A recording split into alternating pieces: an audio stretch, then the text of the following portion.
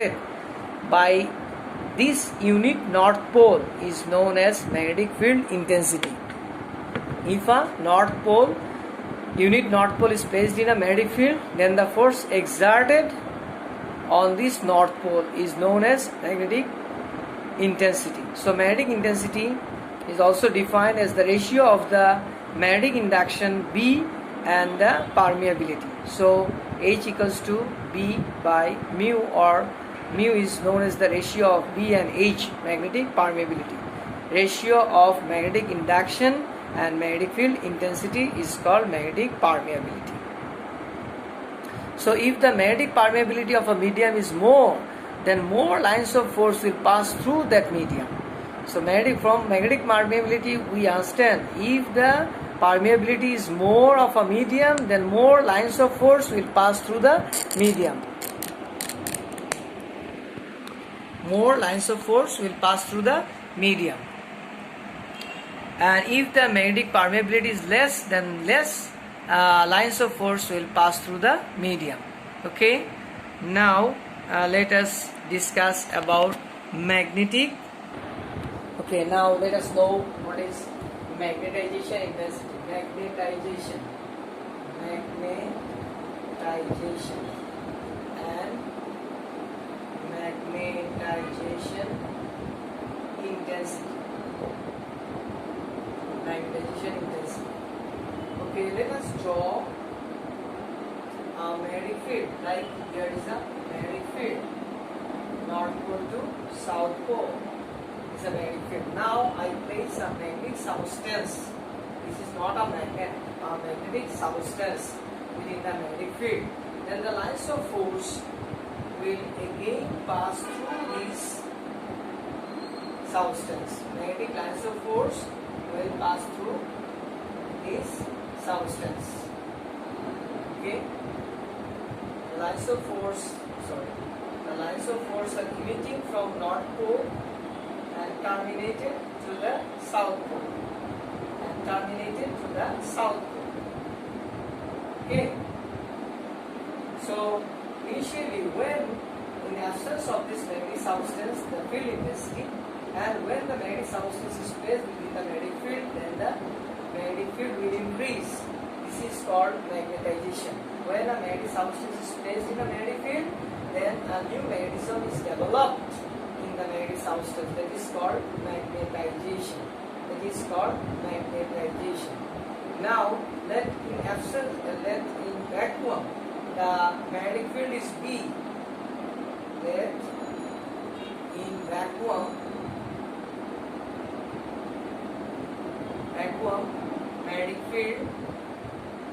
magnetic field is B naught, and in vacuum magnetic intensity is H naught. Now after magnetization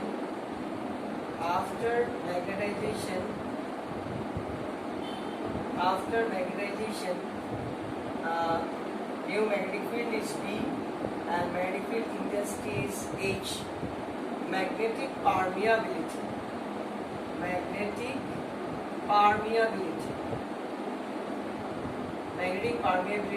is mu. Our magnetization intensity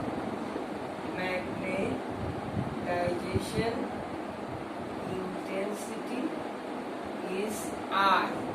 Then what is the relation between this? Now B equals to mu naught is the magnetic permeability of the free space. Mu naught into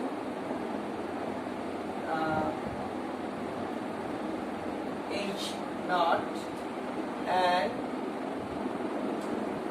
so you see the mu magnetic field B naught is equal to this, and the new magnetic field is the initial magnetic field plus the magnetization. Okay, so let the initial magnetic field is B1 and the new magnetic field is B2.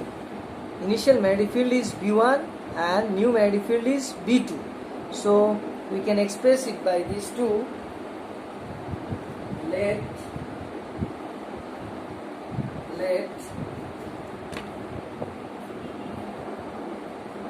now we can write here initial, so total magnetic field B equals to B naught B1 plus B2. B1 is mu naught H plus mu naught into I. Mu naught into I. Okay, so mu naught into H plus I. Mu naught into H plus I. So new magnetic field. New magnetic field. Here you understand the point. The total magnetic field is the previous magnetic field plus the new induced magnetic field. These two in total is called so here I is the magnetization intensity. I is the magnetization intensity. Okay, so the previous magnetic field was B1 and the previous magnetic field was B1 and the new magnetic field is B2. Previous one is B1 and the new magnetic field is B2. So in total now the total magnetic field is B equals to B1 plus B2. So we get B equals to B1 into H plus I. I is called magnetization intensity. Okay.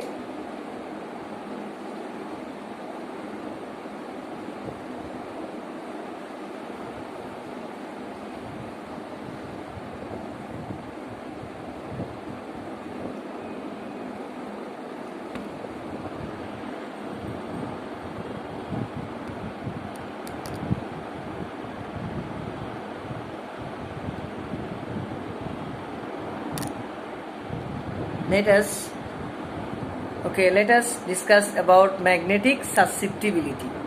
Magnetic susceptibility is the ratio of magnetization intensity and magnetic field intensity.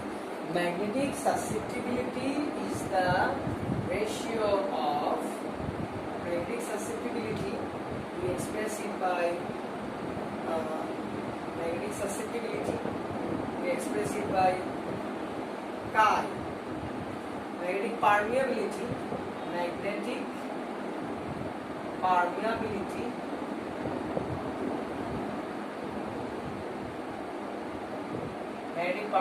is mu and magnetic susceptibility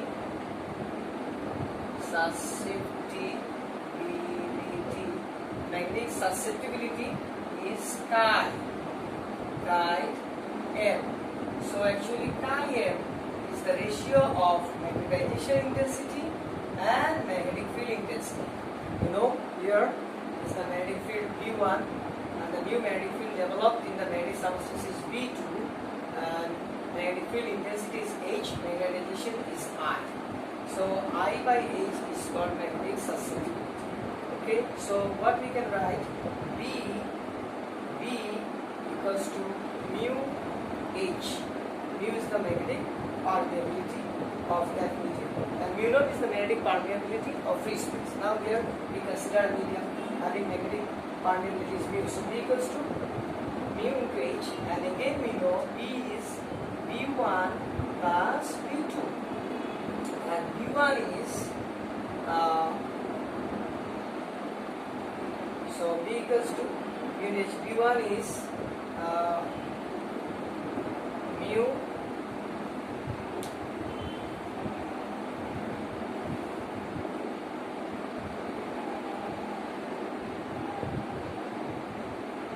yes, mu naught H, B1 H, B1 is mu naught H plus mu naught I.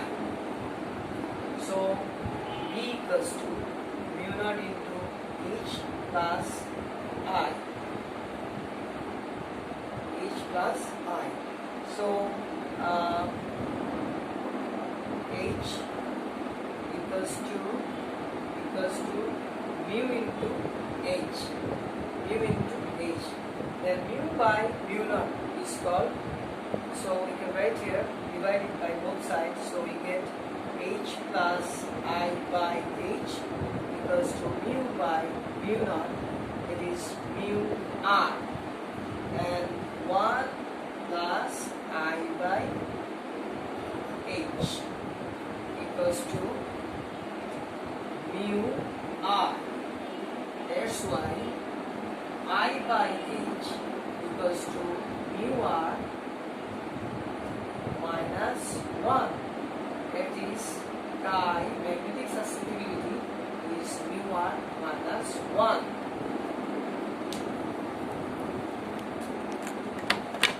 I think you get the point. You got the point that magnetic susceptibility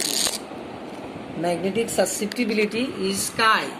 So please look at the calculation. V is the total magnetic field, is mu H is the sum of the V1 plus V2, and I said magnetic permeability is mu, magnetic susceptibility is chi.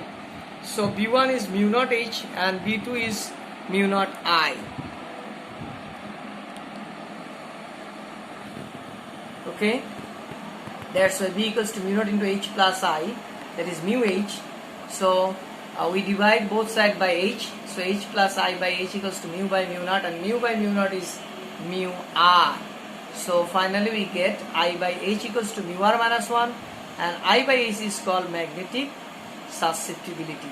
This is the relation among magnetic susceptibility and magnetic permeability. Okay, now my dear students, now I am going to show you a video clip of lecture 10. So I think you will get the clear idea of this lecture. First one is that what is the cause of the or origin of the magnetism in an atom. So I am going to show you how the motion of the electron, orbital motion of the electron and spin of electron produces magnetism in an atom.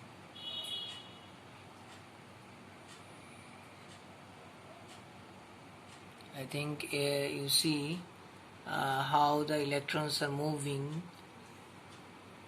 around the nucleus, orbital motion, and if more than one electron in an atom, then what will happen? I will show you.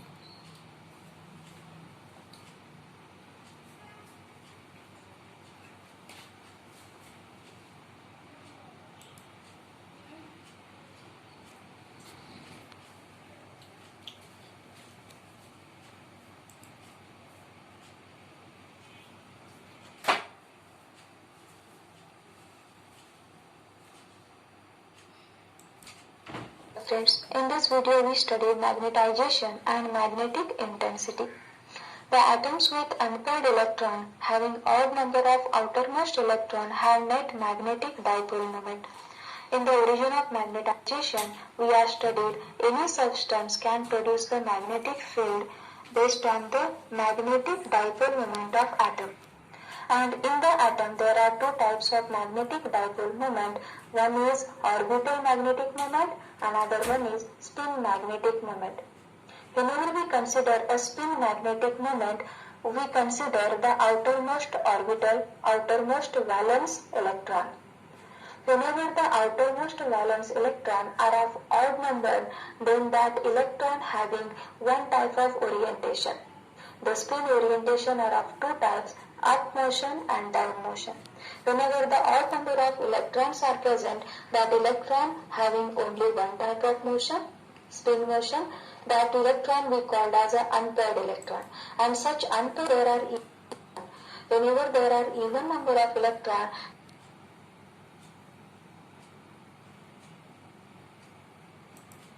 outermost valence electron. Whenever the outermost valence electron are of odd number, then that electron having one type of orientation. The spin orientation are of two types, up motion and down motion. Whenever the odd number of electrons are present, that electron having only one type of motion, spin motion, that electron we called as an unpaired electron. And such unpaired electron can produce or can have net magnetic dipole moment.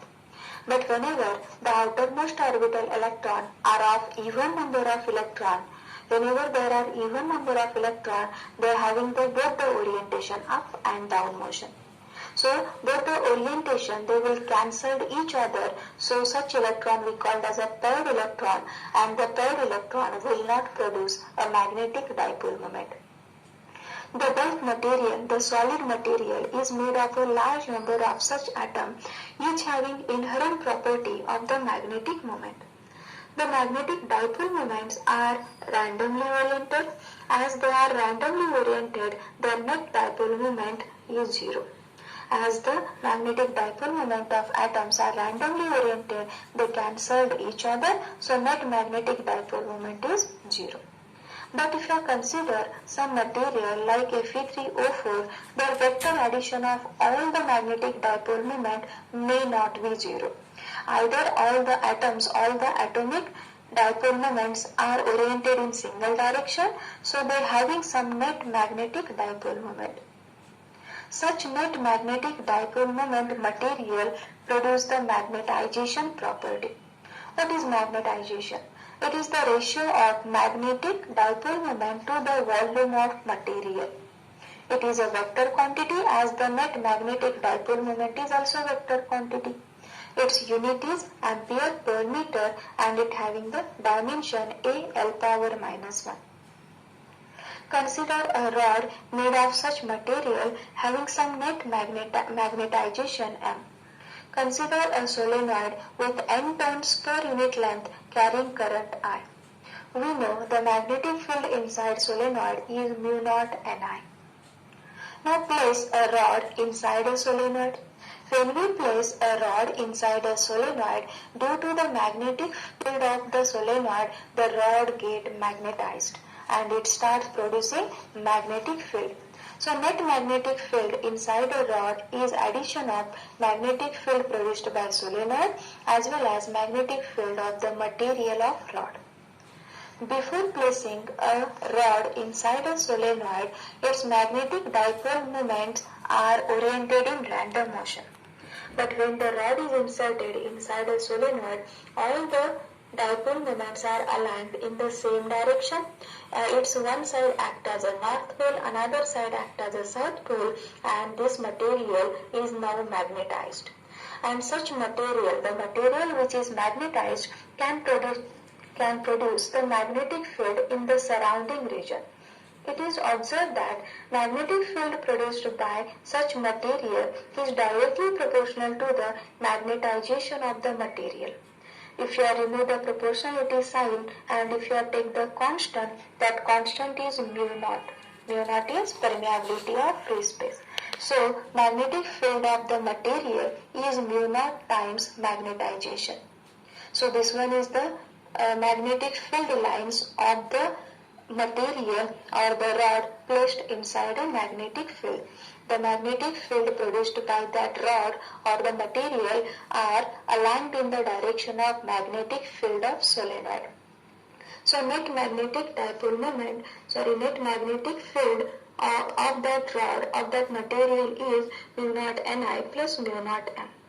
Here Ni, that is the number of turns into current, is called as a magnetic field intensity H. In this, the magnetization may be expressed by I or M.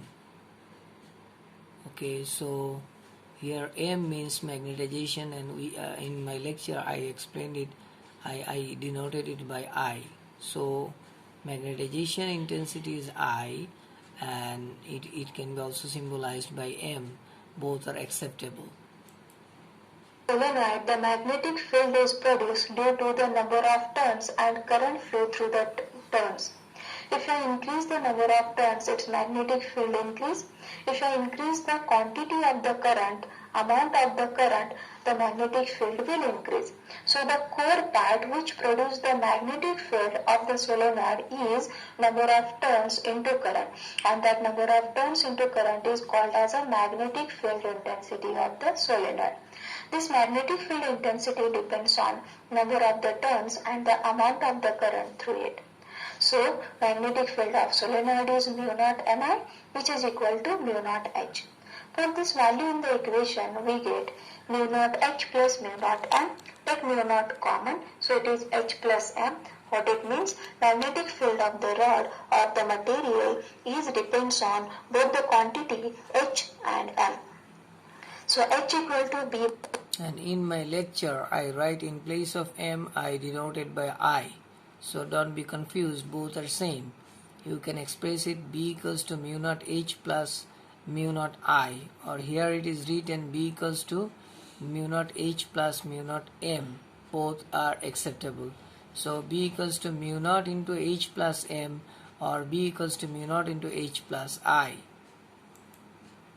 By mu naught minus M. What is the conclusion? H is magnetic intensity of solenoid, M is magnetization of material.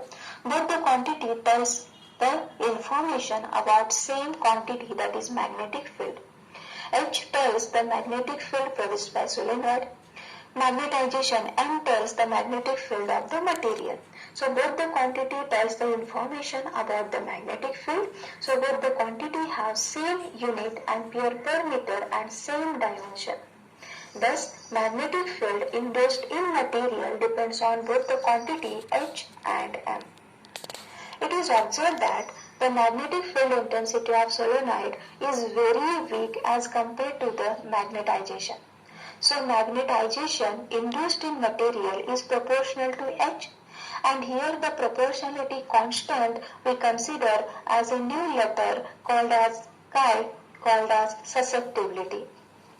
So where chi is the magnetic susceptibility, and the susceptibility is a measure of magnetic behavior of the material placed in external magnetic field. The susceptibility is the ratio of magnetization upon magnetic field intensity, which are the same unit quantity. So susceptibility is the unitless and dimensionless. If you put the value of magnetization M equal to susceptibility times intensity, that is H, we get the equation B equal to mu naught 1 plus susceptibility into H. 1 plus susceptibility, put the value as mu r, relative permeability of that substance. Therefore, B is equal to mu naught mu r H. Whereas mu naught mu r is nothing but mu, that is permeability of the substance. Therefore, the magnetic field of the material is permeability of the substance times magnetic field intensity. So, what is the mu? Mu is the permeability of the medium, that is equal to absolute permeability of the free space into 1 plus susceptibility. So these are some of the equations based on the susceptibility which we use while solving the examples. Is a measure the response of material when it is placed in external magnetic field. It indicates how much magnetization will be produced in a given substance when kept in external magnetic field. So susceptibility is observed on the basis of atomic dipole moment, that is the magnetic dipole moment orientation of the substance when placed in external magnetic field. If atomic dipole moment of the substance are in opposite direction of magnetic field, then its susceptibility is negative. If atomic dipole moment of substance are in the same direction of magnetic field, then its susceptibility is positive. And whatever the number of atomic dipole moment of the substance aligned in the direction of magnetic field is proportional to the susceptibility. And the susceptibility is greater than 1000, that is very large for the soft iron core. So these are some of the important points of the susceptibility. On the basis of the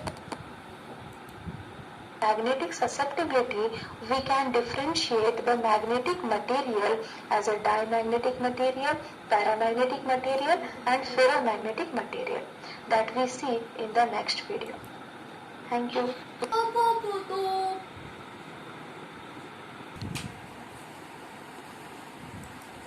Curie temperature. The temperature above which a ferromagnetic material behaves like a paramagnetic material is called Curie temperature.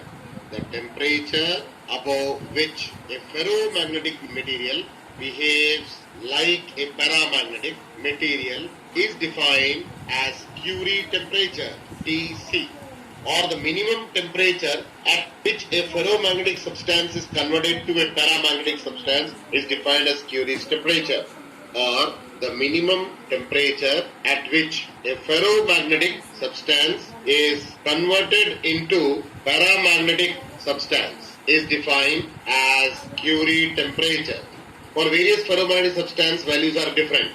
For nickel, it is around 358 degrees centigrade. For iron, it's around 770 degrees centigrade. For CO, it is around 1120 degrees centigrade. At these